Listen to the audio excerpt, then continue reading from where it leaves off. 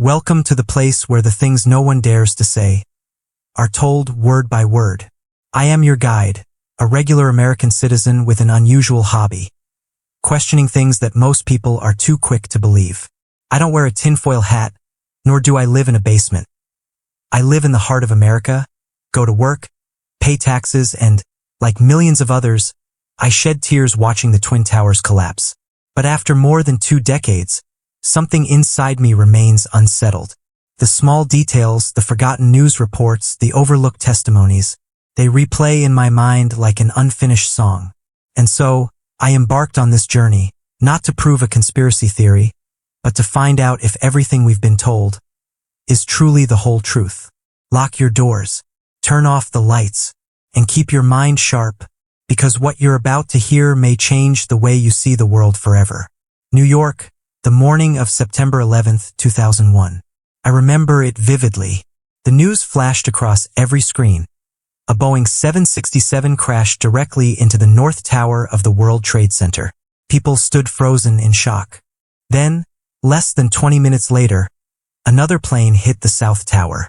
The entire nation held its breath. At the time, I was a sophomore at a university in Ohio. My professor stopped his lecture and led us to a room to watch the live broadcast. I still remember the look in his eyes. Confusion, then horror, then doubt. No one in the room spoke a word. But then, something strange happened.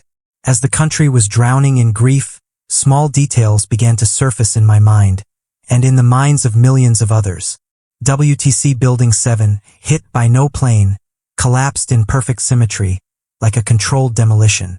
A hole in the Pentagon far too small for a Boeing 757. The plane in Pennsylvania left no clear wreckage of an actual aircraft. Why were the hijackers' passports conveniently found, intact, in the middle of a fiery inferno? How did NORAD, one of the world's most advanced air defense systems, fail to respond for over an hour?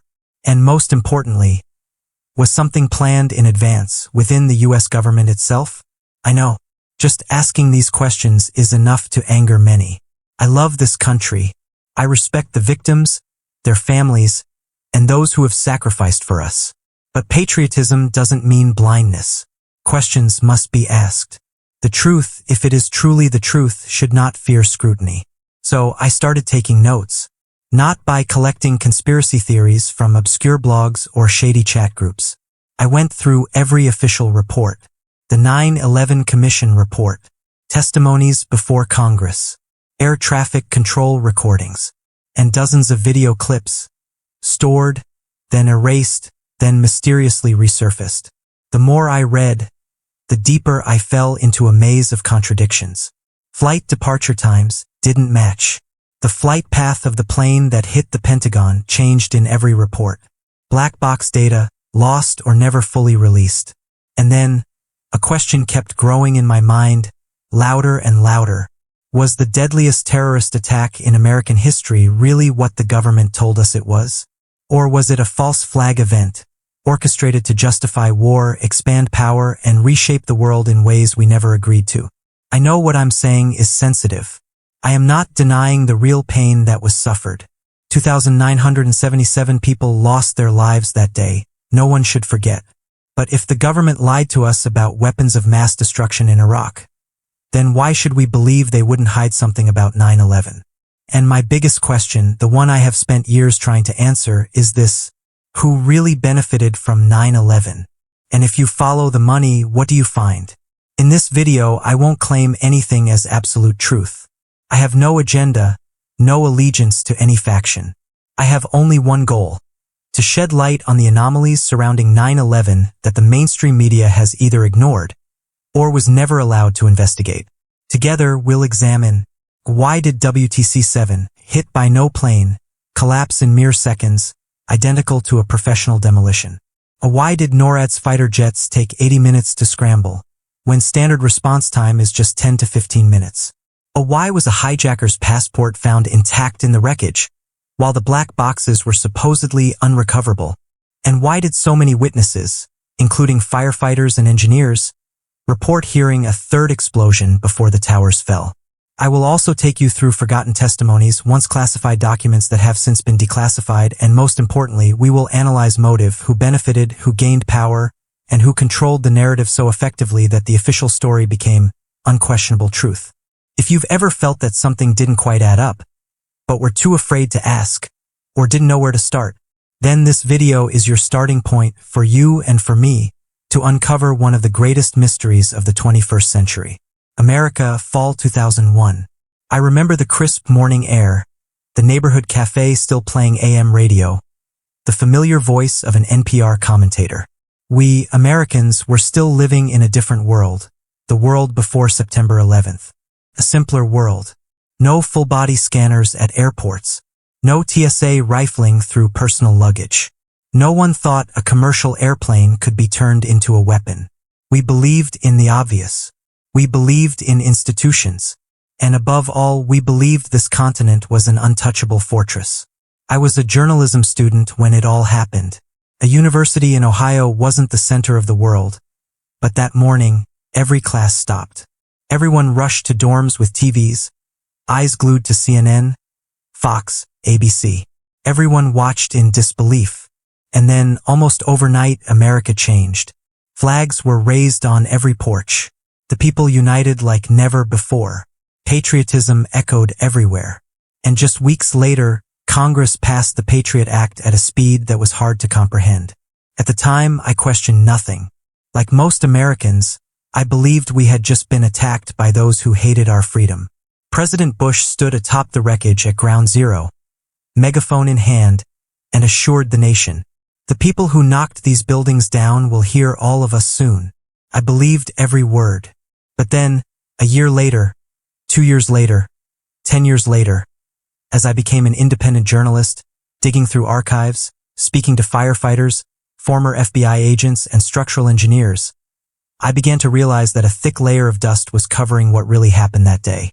Some called them skeptics. Others called them traitors. But I called them people who never stopped asking questions. To understand what I'm about to present next, you need to know the timeline and key events of September 11th, 2001, according to the official reports from the 9/11 Commission and federal agencies. On the morning of Tuesday, September 11th, 2001, 4 commercial flights from American Airlines and United Airlines were hijacked. A flight AA-11 departed Boston at 7:59 a.m., crashed into the North Tower of the World Trade Center at 8:46 a.m. Flight UA-175 departed Boston at 8:14 a.m., crashed into the South Tower at 9:03 a.m. Flight AA-77 departed Washington Dulles at 8:20 a.m., crashed into the Pentagon at 9:37 a.m.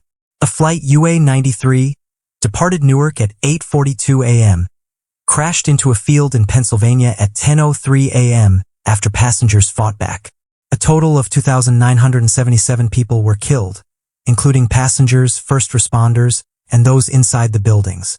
The attackers were identified as 19 Arab hijackers linked to Al-Qaeda, led by Osama bin Laden. Just 3 days later, President Bush declared the war on terror, and in less than a month, the U.S. invaded Afghanistan, the supposed stronghold of Al-Qaeda. At the same time, Congress passed the Patriot Act, expanding government surveillance powers, allowing warrantless wiretapping, and permitting the indefinite detention of terror suspects without formal charges. The military response, questions that remained. Many asked, why didn't NORAD, America's highly advanced air defense system, intercept any of the planes, despite multiple warnings? According to reports, fighter jets were either scrambled too late or misdirected, preventing any interception. And then, there was WTC-7, a 47-story federal office building that was never struck by a plane, yet collapsed completely at 5:20 p.m. that day. The official explanation? Fires from the nearby towers caused its destruction. Everything I just outlined? That's the official story. But if you've ever done a jigsaw puzzle, you know this. Some pieces look like they fit, but when placed, they just don't match the bigger picture. And as I examined each piece, I realized too many things didn't fit. I used to believe the official story, like most people. I believed it was a dark day caused by terrorists, and America had no choice but to respond. But as I dug deeper, Details started falling apart like leaves in late autumn. And one question kept repeating in my mind. If this is the whole truth, why are there so many inconsistencies? The first red flag for me was WTC-7. This building was never hit by a plane. It stood some distance from the Twin Towers, suffering only localized fires on a few floors. Yet, it collapsed straight down almost at freefall speed, exactly like a controlled demolition. When I asked a structural engineer about this, he just looked at me, sighed, and said, "I can't draw any conclusions." But this was nothing like a fire-induced collapse. NORAD's delayed response, another puzzle. Fighter jets took nearly 80 minutes to respond, when standard protocol for dealing with an off-course plane was 10 to 15 minutes at most. What slowed down the strongest defense system in the world that day?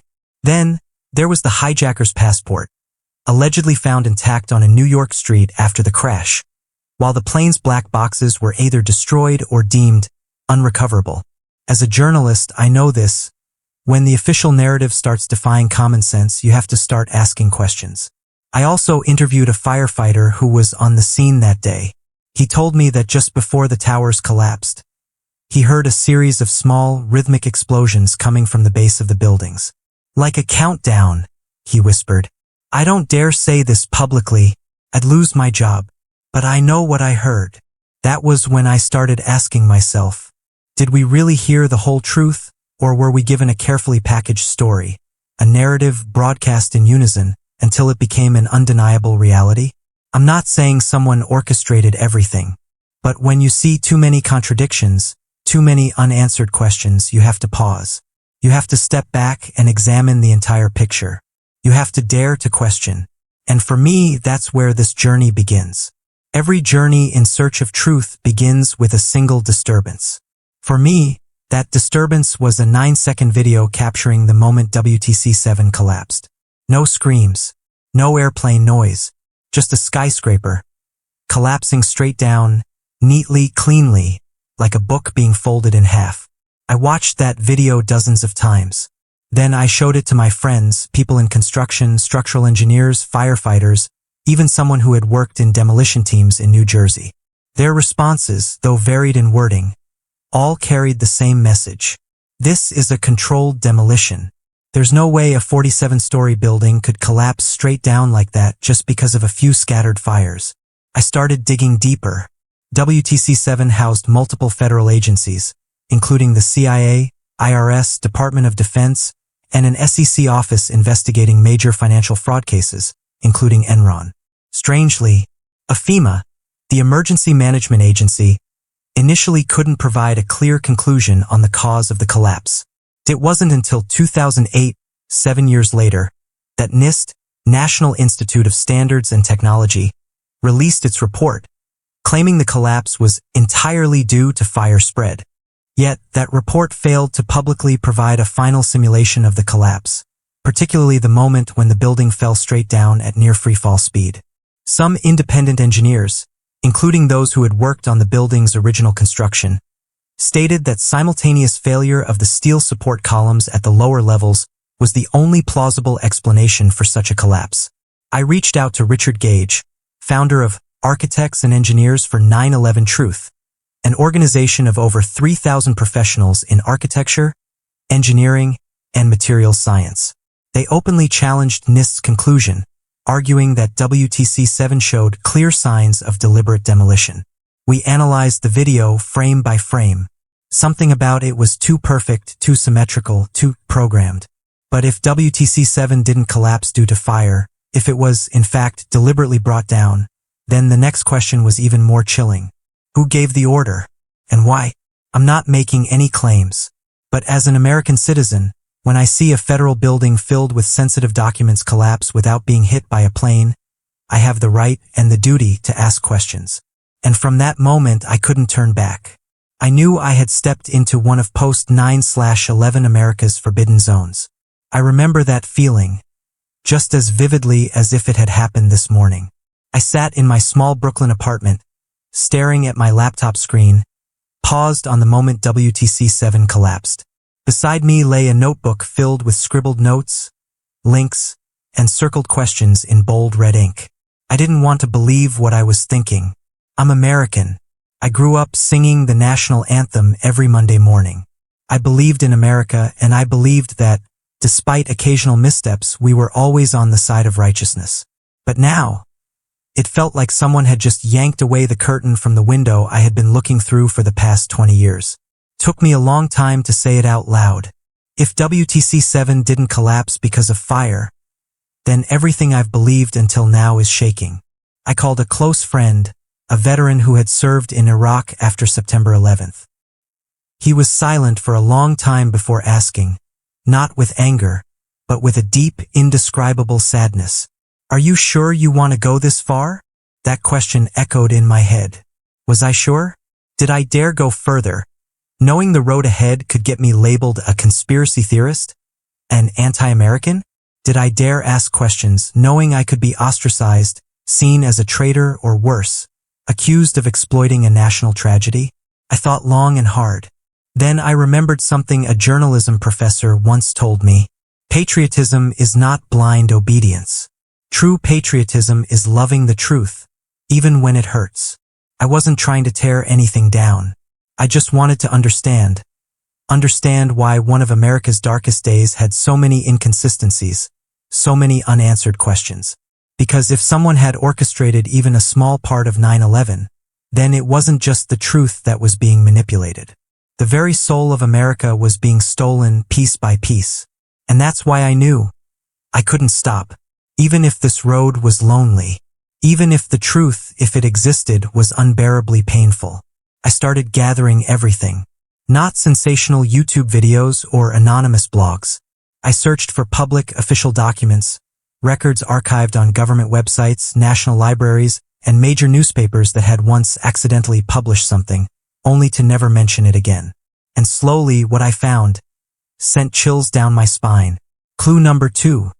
The black boxes vanished, but the passport was found untouched. Of the 4 planes, only 2 black boxes were recovered, and both were reportedly too damaged to extract data. Strangely, however, a passport belonging to hijacker Saddam al-Sakami was found almost immediately after the North Tower impact. It was blown out of the fire, out of the explosion, landed on the street, and was coincidentally picked up by a bystander. Pause. Think about that. An explosion powerful enough to bring down a skyscraper. Plane disintegrated. Molten steel. People reduced to ashes. Yet a paper passport survived? But a paper passport, untouched by fire, and scathed, somehow survived? If this were a Hollywood movie, I'd laugh. Because it's just too ridiculous. Clue number 3. Unusual financial transactions right before September 11th. I found an old Bloomberg report stating, a large volume of short-selling transactions involving United Airlines and American Airlines stocks took place just days before September 11th. In other words, someone or a group of people bet that the stock prices of these 2 airlines would plummet, and they made a fortune right after the tragedy. The Securities and Exchange Commission, SEC, investigated but concluded, there is no clear evidence of insider trading. The problem? Many of these transactions were carried out through Deutsche Bank, specifically, a branch with ties to a former CIA director. No one was arrested. No one was charged. No one was held accountable. Clue number 4. Mysterious military drills on the morning of 9/11. On September 11, 2001, NORAD and other U.S. defense agencies were conducting at least 4 military exercises simulating hijacked airplanes. Meaning, on the very day the real attack happened, America's air defense systems were distracted by simulated threats. Pilots responding to the crisis couldn't distinguish between real and drill scenarios. A recorded conversation between air traffic controllers and NORAD revealed moments of confusion. They weren't sure if the radar signals they were seeing were real or part of the exercise. This delayed responses caused misdirection and created chaos. Was that a coincidence or preparation? I know that each of these pieces on their own could be dismissed as speculation. But when you line them up, like I did on my living room wall, you start to see a picture emerging.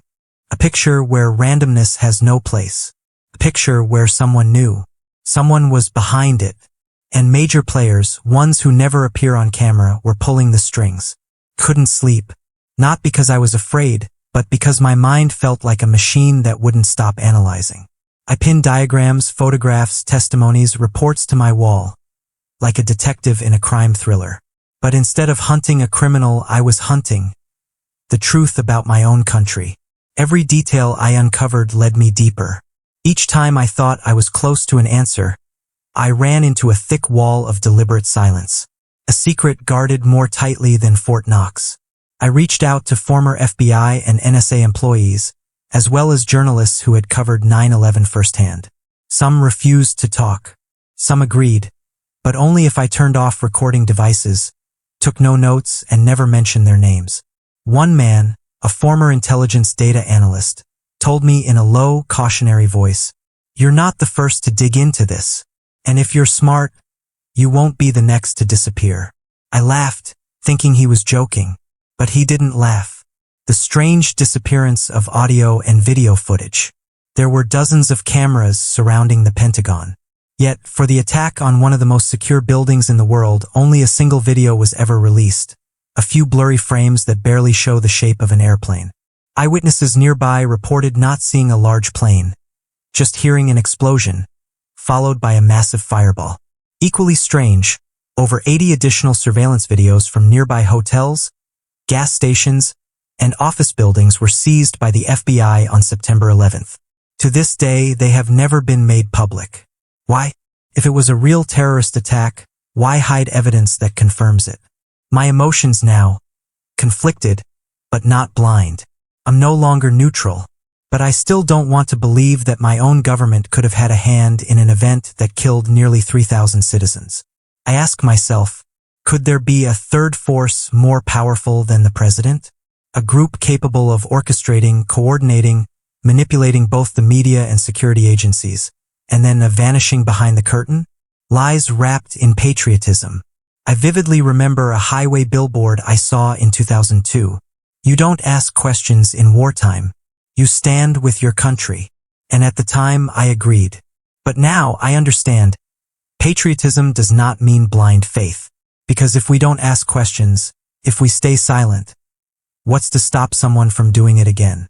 I realize now this isn't just about 9/11. It's about trust, about the right to know, and about whether we, American citizens, will allow darkness to remain hidden behind flags and slogans. I grew up in a model American family. My father was a Marine. He hung the American flag outside our house on every holiday. My mother was a teacher who taught that America is the land of freedom and justice. I never questioned that. I wore a flag t-shirt on Independence Day. I teared up when the national anthem played at the stadium. And like millions of other Americans, I mourned 9/11 as one of our nation's most sacred days. Yet now, I sit here alone, holding a list of suppressed documents, ignored testimonies, and witnesses who have disappeared. And I begin to ask myself, what if everything I believed was built on a lie? Not just a small lie, but the biggest lie in modern American history. A lie painted red, white, and blue, spread by the media and protected by the silence of an entire system. Two words echoed in my mind, betrayal and awakening. One side of me screamed, "You're betraying your country. You're insulting those who died in the attacks." But the other side whispered, "No, you're doing the right thing. You're trying to protect America by seeking the truth, no matter how painful it is." I wrestled with myself. Night after night, I sat staring at my wall, covered in photos, notes, and diagrams, asking myself, am I going crazy? Or am I just one of the few willing to look at what others refuse to see? Patriotism is not blind obedience. I started to realize something. Most Americans, it's not that they're stupid or easily misled. They just love their country too much to bear the thought that their government could betray that trust. I was the same. But then I remembered a quote from Thomas Jefferson, one of our founding fathers. When the government fears the people, there is liberty. When the people fear the government, there is tyranny. If we don't dare to ask questions, to verify, to doubt, are we still citizens of a democracy? Or just pawns in a game where no one even lets us see the board? I could close my notebook, shut down my computer, go back to my old life, live peacefully, drink beer on Sundays, and believe that everything is fine. But I knew I couldn't turn back anymore. I had seen too much, learned too much, and my heart, though heavy, chose truth over comfort. Because if I don't speak up, if I, a regular citizen, don't seek answers, who will? This was a turning point. No more doubt. No more research. The storyteller now understood, no matter how dangerous the truth was, it had to be told. And to do that, he had to take risks. He might lose his reputation, his safety, even the trust of those he loved. But he knew silence was even more dangerous. A different kind of courage. I used to think the bravest people were the firefighters who ran into the collapsing towers. I still think that. But now I've learned another kind of courage. The courage to speak up when everyone wants you to stay silent. I started making everything public. I created a blog, no name, no personal photos, just evidence. I posted raw documents, extracted videos, flight path data, WTC-7 blueprints, SEC records of suspicious stock trades. I didn't write conclusions. I just asked questions and let readers find their own answers. At first, only a few dozen views, then a few hundred, then thousands, and then the emails started flooding in. A former structural engineer from New Jersey sent me an unpublished report. Someone from the Pentagon sent me copies of seized security footage records. A former CNN journalist, who quit after 2001, told me, "Finally, someone is doing what we weren't allowed to." I began to be watched. Some nights, I noticed an SUV parked outside my house for hours. No front license plate. The driver never left the car. My email was temporarily locked due to unusual activity. My phone calls started having strange echoes. Friends distanced themselves. Family became afraid. A cousin working in national security called me just to say, "You're digging into something you shouldn't. Stop while you still can." But I couldn't stop. I knew something was too big, too organized, too carefully hidden. And I knew if I backed down, all the evidence I had gathered would fade into obscurity. The victims would remain buried under the rubble. Not just their bodies, but the truth itself. I decided to release everything to the public. Not in a single post. I sent all my data to 10 independent investigative journalists, uploaded it to 3 decentralized storage platforms, and set a date for a mass release. I knew I might be labeled a crazy conspiracy theorist. I knew the government would deny it, the media would twist it, and my friends might abandon me. But I also knew this. Once the truth is spoken, it cannot be taken back. Like the fireball from the explosion in 2001, it spreads faster than any lie. And so I stepped into the light, not as an enemy of America, but as a citizen who loves his country enough to say what America doesn't want to hear. I won't lie to you. Right after I released all the files, I regretted it. Not because I thought I was wrong, but because I was never prepared for how much I would have to sacrifice. I lost my job, lost friends, almost lost my family. My company fired me within 3 days, citing violations of ethical standards and causing negative impact to brand reputation. Some longtime friends cut off contact. One even messaged me, "You've gone too far. You're insulting those who sacrificed their lives. I don't want to be associated with this." My mother called me, her voice trembling, "Son, I know you're doing this because you believe it's right, but people will think you're betraying your country." That sentence hurt more than any accusation I read online. The media didn't stay silent, but they weren't on my side. Some conservative outlets labeled me a delusional conspiracy theorist. Certain news networks used my photo as a visual for the phrase, "dangerous conspiracy theories spreading online." No one refuted the evidence I presented. They only attacked me as a person, not the information itself. But then, something strange happened. Amidst the flood of criticism and threats, I started receiving quiet emails. A soldier who had served in Iraq wrote, "I used to believe everything they told us. But after reading your blog, I'm not so sure anymore. Thanks for having the courage to speak up." A structural engineer from Pennsylvania sent me an analysis of the steel framework of WTC7. A journalism student asked, "Can I interview you? I want to do my thesis on media silence." The truth started to speak for itself. I saw forums reopening discussions about 9/11, not with blind anger, but with critical thinking. I saw independent podcasts inviting architects, engineers, and physicists not to debate emotions, but to analyze evidence. I saw the hashtag reopen 9/11 resurfacing, not as a joke, but as a serious call for answers. My family, initially afraid, became silent, then supportive. My sister, who had avoided me for 2 months, called just to say, "I don't know if you're right or wrong, but I know you're not doing this for attention. I'm proud of you for standing up." And my mother, the one who once feared I was betraying the country, now prints out my articles, carefully clips them together, and keeps them in her drawer. She doesn't say anything, but that action tells me she believes in me. I am no longer who I used to be. I no longer have a stable job. No more carefree 4th of July barbecues. But I also no longer live in illusion. I see America with open eyes and a heart that has endured. No longer blind. No longer afraid. Only with the belief that truth, sooner or later, always finds a way to reveal itself. If you've read this far, you probably feel it too. I'm not asking you to believe me. I'm not demanding that you agree with every detail, every argument, every hypothesis I present.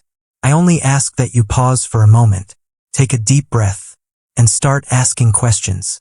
Because the right to question is not something dangerous.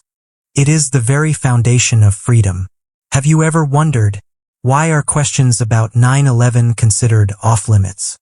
Why is conflicting evidence banned from being mentioned on national television? Why do people attack those who ask questions, rather than addressing whether the questions have merit? In a country like America, where we once exposed Watergate, once called out the Vietnam War as unjust, once fought against mass surveillance, why is 9/11 the exception? You don't need to be a scientist. You don't need to be a journalist. You don't need to be an engineer. You just need to be an American citizen with a mind that still thinks and a heart that still feels. And if you see a building collapsing in the manner of a controlled demolition, you have the right to ask why. If you see files classified until 2030, you have the right to ask, what are we hiding, and for whom? This isn't about being anti-American. It's about protecting what makes America great. We grew up learning, the truth will set you free. No one is above the law. A government of the people, by the people, for the people. So if the government is wrong, who will hold it accountable? If the media is bought, who will speak up? If history is distorted, who will rewrite it? The answer is you. Yes, you. I'm just an ordinary citizen. I have no fame, no power, no private jets or closed-door meetings. All I have is a relentless doubt and an unshakable belief that truth is worth fighting for. If you feel something awakening in you, start with the small things. Watch the original, unedited videos. Read reports from independent engineers. Listen to the voices labeled conspiratorial, simply because they dared to be different. Ask the questions people tell you not to ask. You don't have to agree with me, but if you start questioning, researching, and thinking for yourself, then I know I am not alone. And you are no longer just a bystander. At first, I thought it would fade into silence, that the documents I published would survive only a few days online before being buried beneath the latest political scandals, entertainment gossip, and war headlines. But then, something small happened. A sophomore in Boston reposted my analysis on Reddit in the r/AskAnEngineer forum. Just a short, 3-paragraph post, asking, has anyone here worked with steel structures? Does anyone else find the way WTC7 collapsed strange? Within 8 hours, nearly 2,000 comments. Most of them weren't conspiracy theories. They were engineers, students, industry professionals, sharing their technical knowledge. They weren't debating who did it. They were simply saying, this doesn't align with basic physics. Independent podcasts began to speak up. A podcast called The Second Glance, which normally focuses on philosophy and media studies, reached out to me. They wanted an interview, not for shock value, not to ride the trend, but to have a serious conversation about how society deals with conflicting information. The episode aired, and within 24 hours, it climbed into the top 5 in Apple Podcasts' social sciences category. I received an email from a university professor in Minnesota. I've avoided the topic of 9/11 for 20 years, but after that podcast, I've decided to include it in my media studies course. Thank you for paving the way. On the streets, I began to see signs. One afternoon, I walked past a subway station where a street artist was painting. I froze. On the wall was an image of a collapsing building with spray-painted words. WTC7, the building no plane hit. I don't know who wrote it, but I knew I was no longer the only one asking questions. The seeds were beginning to grow. A group of students in Seattle hosted a screening of Loose Change at their university. During the Q&A, they referenced my anonymous blog as a source. An independent bookstore in Portland placed a 9/11 investigative book right next to the true crime section. No longer hidden, no longer afraid of being labeled. And then, a message appeared in my inbox. I'm a retired firefighter. I lost 7 brothers that day, and I'm starting to think, we deserve to know the whole truth. I sat in silence, staring at the screen. I don't know where this is all going. I can't promise a new investigation. I can't say America will suddenly wake up. But I do know one thing. The truth doesn't die. It only sleeps. And now, it's beginning to open its eyes. I used to be a stable American citizen by society's definition. Someone with a job, 401k, a love for football, paid my taxes on time, trusted the government to probably know what they were doing. I used to believe truth was something you could find on CNN at 8 p.m. or with a quick Wikipedia search.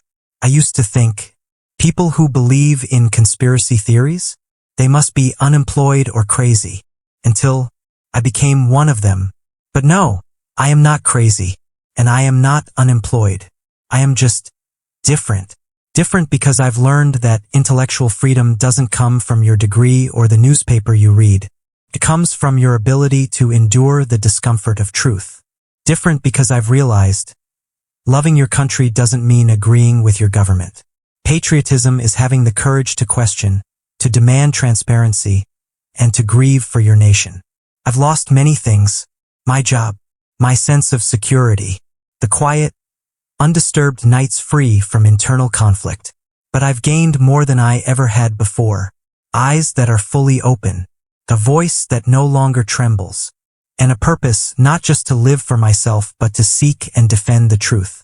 I no longer live in the gray space of, it's probably fine. I live in the light, sometimes blinding, sometimes cold, where every question has the right to be asked, and every secret must pay its price. So, who am I now? I am a storyteller, a person who once trusted unconditionally, but now trusts in knowledge, in evidence, and in my own awakened instincts. I don't have all the answers. I'm not sure who was behind 9/11, but I am sure of one thing. The official story is not the whole story. And only when we dare to dig deeper, to question, to risk loss, can we truly deserve to live in a real democracy. So, after everything, do I have the answer? No. I don't know exactly who was behind 9/11. I can't prove anything in a court of law. I don't have a classified tape or a recorded confession. But I do have an instinct, and that instinct is no longer silent. I have read thousands of pages of reports. I have watched hundreds of hours of footage. I have listened, debated, and engaged with both believers and skeptics. And the deeper I go, the clearer it becomes. What the public knows is only the surface. There are questions that remain unanswered to this day. Why did WTC-7 collapse like a controlled demolition, even though no plane hit it? Why did the U.S. Air Force take over an hour to respond to the hijacked planes? Why have no clear images of the Pentagon impact been released from the numerous surrounding cameras? Why are investigative records still sealed until at least 2030, or even longer? And there are things we may never fully know, because sometimes The truth isn't buried by lies. It's buried by silence, stretched over decades. But silence is not the end. That silence is an invitation for us to start asking. Because every question, no matter how small, is a shovel digging up a piece of buried truth. You may be called a conspiracy theorist. You may lose friends, lose credibility. But if something inside you whispers, something here doesn't add up, please don't ignore it. Because that feeling, the one no one teaches you, no one implants in you, is the deepest core of freedom. I am just one person. But if you also start to question, then I know this story is not over. And maybe you will be the one to write the next chapter. Disclaimer: the content in this video is presented from a personal perspective, intended for analysis, critical thinking, and questioning. All information used comes from publicly available legal sources and is not meant to distort, incite, or defame any individual or organization. The storyteller does not represent any investigative agency, political group, or official media outlet. This video is not intended to replace official conclusions by authorities, nor does it claim any absolute truth. We respect the loss and pain of the victims of 9/11 and believe that asking responsible questions is part of free speech, a fundamental value of the U.S. Constitution. Viewers are encouraged to conduct their own research, verify sources, and reach their own conclusions.